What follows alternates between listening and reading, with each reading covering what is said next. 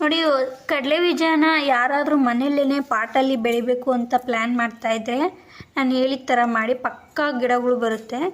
ನೀವು ಶಾಪಿಂದ ಈ ಕಡಲೆ ಬೀಜ ತಂದ್ಕೊಂಡಿರ್ತೀರ ಅಂದ್ಕೊಳ್ಳಿ.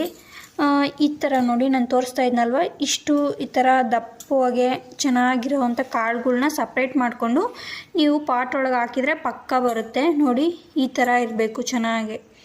ಒಂದು ಯಾವುದಾದ್ರು ಒಂದು ಕಾಳು ತಗೊಂಡು ನೋಡಿದ್ರೆ ಇದು ಕಾಣ್ತಾ ಇಲ್ವಾ ನೋಡಿ, ಈ ಥರ ಅದು ಕೆಳಗೆ ಹಾಕು.